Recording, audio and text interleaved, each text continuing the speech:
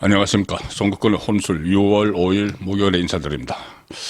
이재명이 취임을 한 어제와 오늘 정치권은 온통 이재명의 재판 중단 문제, 그리고 일종의 정치 보복을 위한 특검법 이런 것들로 시끌시끌합니다. 마치 국정과제 1호가 어떤 민생이나 경제 발전 이런 것이 아니고 국정과제 1호가 이재명 보호, 이재명 재판 중단인 것처럼 느껴질 정도입니다. 그리고 2호는 마치 정치 보복을 위한 특검 추진하는 것, 세계 연속 특검 추진하는 것, 자, 이런 것들이 국정과제 2호 이렇게 느껴질 정도로 어제 오늘 온통 법사위 주변의 얘기가 시끌시끌했습니다. 국회 법사위 주변.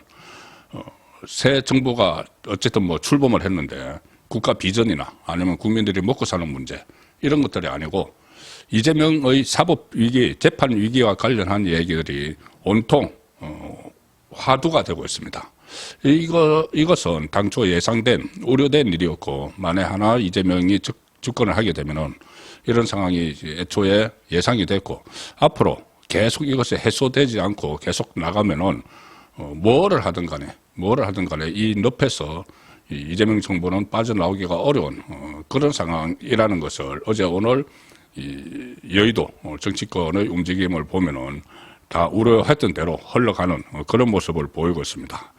어제 법사위에서 정청래가 소위를 열어서 지금 현재 대법관 14명을 30명으로 정원을 하는, 늘리는 그런 법안을 처리를 했죠. 원래 오늘쯤 법사위 전체 회의 거쳐서 본회의에서 뚝딱 해치우려고 했는데 이것이 좀 눈치가 보이니까 취임 초반에 그러면 이게 1호 법안이 되는 것이냐, 이재명 정부 1호 법안이 그 이재명 방탄과 연결된 이 대법원 숫자 늘리는 것이냐, 이런 이 논란이 일어날 수가 있는 것을 눈치를 채고 지금 일단 보류를 했습니다. 본회의 언제 할지 모릅니다. 내일이라도 할 수 있는, 지금 마음대로 하니까 그런 상황이죠. 자, 그러면은 여기에 대해서 이 대법원의 입장은 뭐냐? 오늘 조희대 대법원장이 출근길에 아주 강력한 얘기를 꺼냈습니다.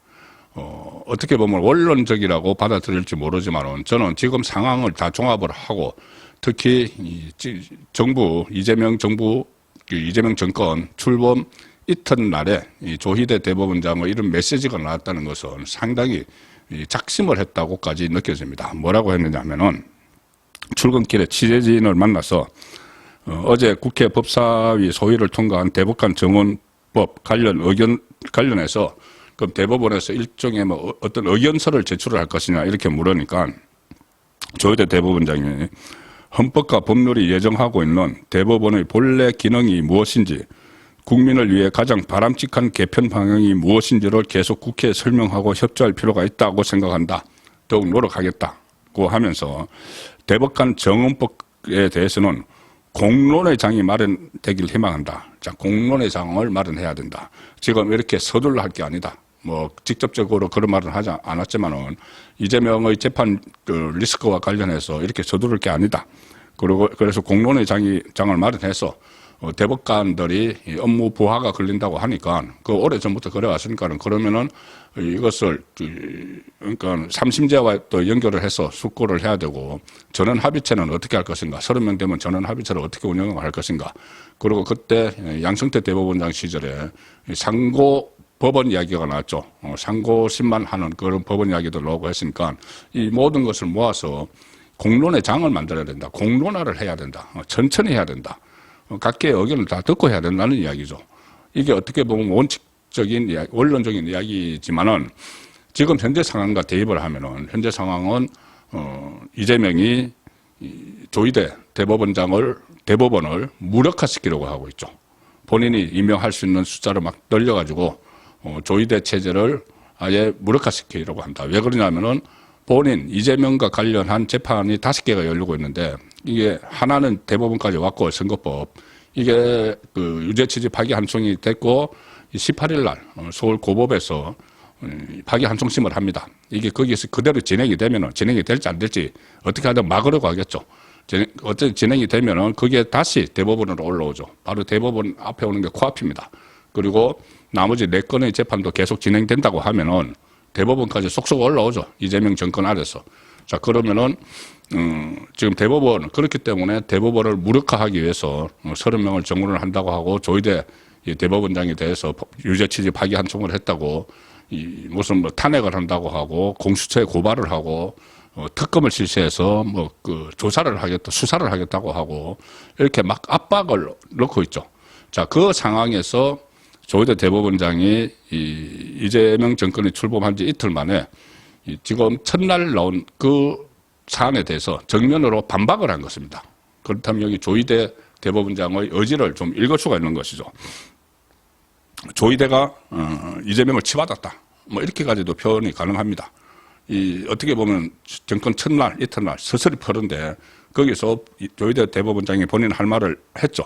자, 그렇다면은 이것은 앞으로 이재명 정권 첫날에 추진한 과제나 마찬가지인데 이것을 조희대 대법원장이 정면으로 반박을 했으면은 상당한 그 사법부를 수호를 하려는 의지가 있다고 볼 수가 있죠.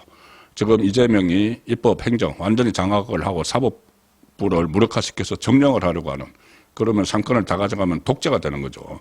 자, 그 독재가 되는 것을 막는 유일한 지금 한 축이 사법부입니다. 그러면 조희대 대법원장이 그 사법부의 그 젠 꼭대기에 있고 본인이 나서서 지켜야 되는 거죠. 사법부를 통째로 가져가 버리려고 하는 그 정치 권력에 당당히 맞서야 됩니다. 그 두 가지가 있죠. 하나는 이 본인이 조희대 대법원장이 의지를 가지고 이 대법원을 흔들어 버리려고 하는 이것을 모든 이 법조인들, 판사들의 중지를 모아서 이걸 막아야 되는 것이죠. 그대로 해서 이 사법부가 장악이 되면은 독재로 가기 때문에 마지막 남아있는 사법부를 지켜야 될 조희대 대법원장의 책무가 있는 것이고 사명감도 있어야 되는 것이고 또 하나는 이 조희대 대법원장이 중요한 역할을 할 수밖에 없는 법원 분위기를 그렇게 만들어야죠. 사법부 분위기를.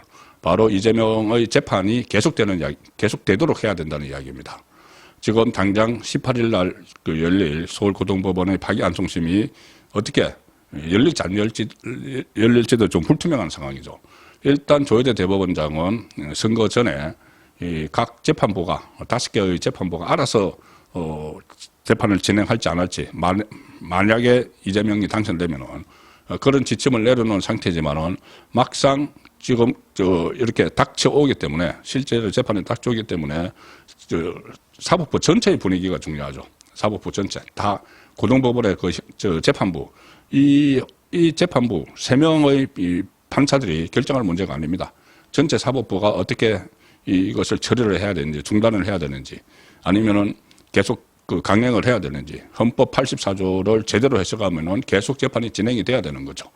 지금 뭐 민주당이 이재명이 이것을 막기 위해서 피고인이 대통령 되면은 뭐 재판을 중단시킨다 이런 어처구니 없는 법을 지금 통과시키려고 준비를 하고 있지만은 어제 말씀드린 대로 그 법이 제대로 시행돼서 발효가 되려면은 시간이 걸립니다. 시간이 걸리기 때문에 그 전에 신속하게 이 재판을 진행을 할 수 있는 그것은 그 키를 쥐고 있는 사람이 조희대 대법원장입니다. 그런데 그 조희대 대법원장이 이 사법부 독립에 앞장서면서 이 상권 장악을 막는 데 역할을 해야 되고 또 하나는 법대로 진행되던 재판을 계속하는 분위기를 사법부에 조성을 해야 되는 이런 큰 책무를 가지고 있는 조희대 대법원장이 오늘 아침 출근길에 이제 취임 이틀 된 이재명 쪽을 향해서 이 직격탄을 사실상 날렸다.